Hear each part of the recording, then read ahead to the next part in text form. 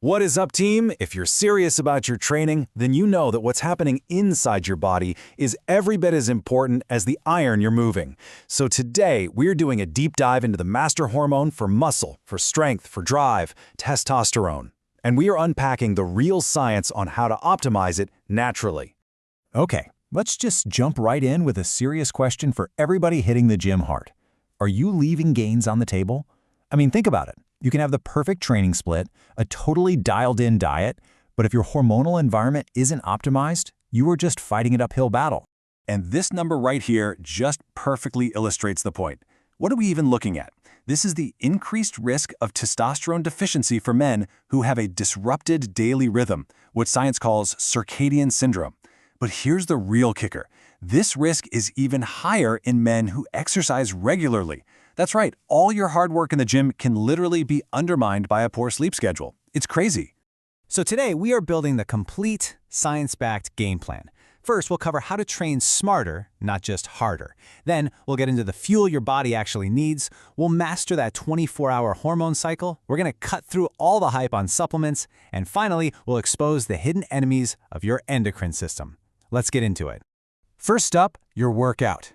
Look, we all know training boosts testosterone, right? But the research is crystal clear that how you train determines whether you're actually building yourself up or just breaking yourself down. Now this slide busts a classic gym myth. For years, we were all told that short rest periods, less than 60 seconds, were the king for muscle growth because they created this huge hormone spike. And yeah, that spike is real, but it's temporary, and it comes at a huge cost. It absolutely limits the total weight you can lift across your entire workout. The latest science shows that longer rest periods, somewhere between 60 and 90 seconds, allow for way better recovery. This lets you maintain higher intensity and volume, which leads to superior long-term gains in both strength and size. Okay, let's talk about HIIT, high-intensity interval training. It's famous for being a super time-efficient T-booster. And hey, the data backs it up. A single session of HIIT can cause a pretty significant immediate spike in testosterone. In science speak, the effect is moderate to large. So yeah, it's a real measurable boost. But there's another side to this coin. And here it is. That exact same session of HIIT causes an even bigger spike in cortisol, your body's main stress hormone. The key takeaway here is that while HIIT is an awesome tool, it's also a major stressor on your body. If you don't manage your recovery properly, you risk pushing your body into a state where stress hormones are dominating, which is the exact opposite of what we're trying to achieve. All right, let's move on to our second pillar, nutrition. I want you to think of your body as a high-performance hormone factory. Your diet provides all the raw materials. You just can't build premium products with junk ingredients. Now this is something that trips up so many people in the fitness world. We know protein is absolutely essential for muscle, but can you actually have too much of a good thing? Well, according to the research, yes. When your protein intake gets extreme, we're talking over 35% of your total calories, especially when you combine that with a low-carb diet, it can crush your resting testosterone levels by a staggering 37%. Your body gets so busy just trying to process all that excess protein that it actually downregulates testosterone production. So what's the solution? The research points overwhelmingly towards a Mediterranean style of eating. And it's not about a single superfood, it's about the whole pattern. The healthy fats from fish and olive oil, they're direct precursors to hormone production. The antioxidants in those leafy greens, they protect the very cells in your testes from damage. And the minerals from nuts and seeds, they act like critical spark plugs in the testosterone synthesis pathway. It's the whole team working together. All right, pillar 3.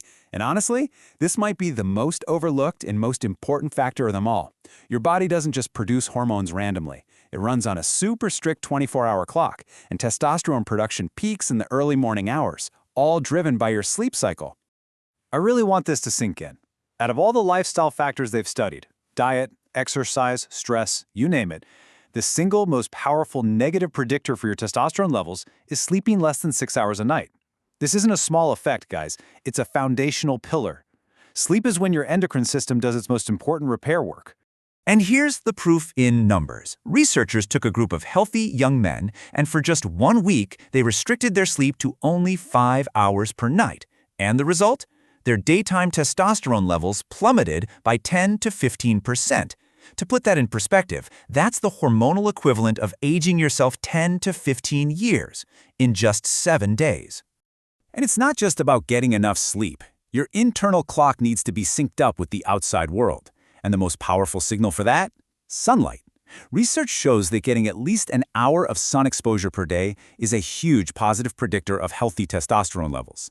It's simple, it's free, and it is incredibly effective. Okay, let's tackle the million-dollar question, supplements.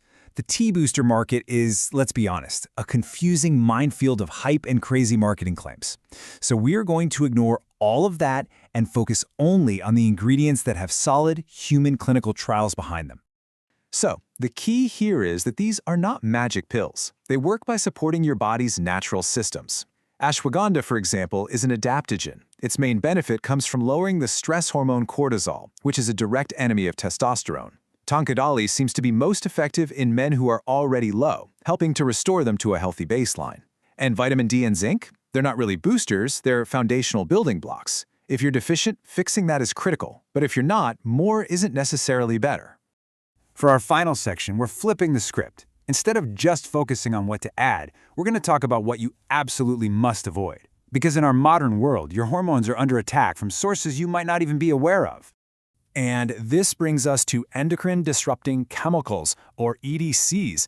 These are man-made chemicals that are everywhere, in plastics, food preservatives, pesticides, even personal care products. They're so sneaky because even at tiny concentrations, they can just wreak havoc on your entire hormonal system. And this shows you exactly how they do their damage. First, they can act like fake keys, jamming the locks or the receptors that your hormones need to use. Second, they can actually get inside your cells and shut down the enzyme machinery that builds testosterone in the first place. And third, some can dramatically ramp up an enzyme called aromatase, which converts your precious testosterone into estrogen. It is a full-on multi-pronged attack. Another huge saboteur is excess body fat. You see, fat tissue isn't just inert storage. It's an active endocrine organ. It's packed with that same aromatase enzyme, constantly converting your testosterone to estrogen. This creates a vicious cycle. Low T makes it easier to gain fat, and more fat leads to even lower T. The data is shocking. About 75% of severely obese men are clinically testosterone deficient. So, let's put it all together. This is your master plan. You're going to train smart with big compound lifts and proper rest. You'll fuel your body with a nutrient-dense, balanced diet. You will master your daily rhythms by prioritizing sleep and getting sunlight. Supplement intelligently, but only if it makes sense for you. And finally, play defense. Avoid those environmental toxins and manage your body composition. Each one of these pillars supports all the others. Ultimately, it all comes down to this. Your body has an incredible, innate capacity to be strong, healthy, and vital. It's not about finding some secret hack. It's about removing the interference and consistently giving your body the fundamental signals it needs to thrive. I hope this explainer gave you the tools to do just that.